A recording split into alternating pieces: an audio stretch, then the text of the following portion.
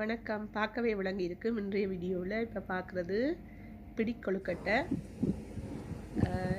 மிகவும் ஆரோக்கியமான என்னுடைய முறையில் நான் செய்ததை தான் இதில் ஷேர் பண்ணியிருக்கிறேன்.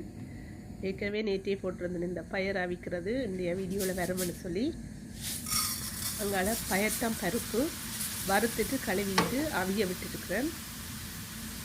இங்கால உளுந்த கழுவி வறுக்கிறேன். என்னத்துக்கு சொன்னால் இதை இப்போவே உடனே மாவாக்க போகிறேன்.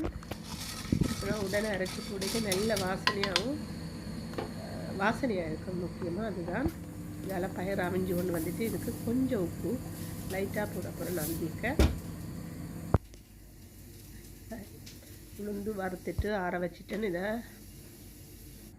மாவாக்கிட்டேன். இதை அரைக்க தேவையில்லை, கொழுக்கட்டைக்கு தானே. ஆனால் நல்ல பட்டு போல் தான் வந்திருக்கு.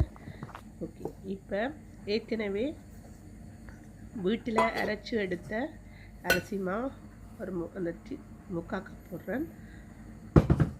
உளுந்து அப்படியே போடுறேன். அந்த அரைச்ச உளுந்து அவ்வளத்தையும் அளவெல்லாம் இல்லை, இதுக்கு இருக்கிறதுல அரைவாசி போட்டாலே ஓகே. அரிசி மாவுக்கு அளவு உளுத்தமா, தேங்காய் பூ, இது நாட்டு சர்க்கரை, அதையும் பவுடர் ஆக்கி அதையும் போட்டு எல்லாத்தையும் கலந்து விட்டுட்டு இப்போ அங்கால இருக்கிற பயத்தம் பருப்பை சூட்டோடையே இதுக்குள்ள கலக்க போகிறேன்.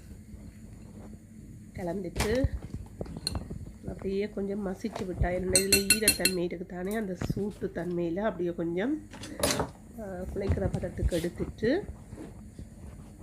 அங்கால சுடுதண்ணி வச்சுருக்கிறேன். ஒரு அரை கப் சுடுதண்ணி தேவையான அளவு இதுக்குள்ள விட்டு குழைக்க போகிறேன்.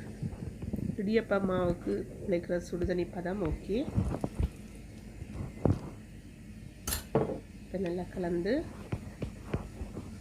கொழுக்கட்டை மாதிரி பிடிக்கிற அளவுக்கு இதை குழைச்சதுக்கு அப்புறம் கை சூடு கொஞ்சம் மாற கையால்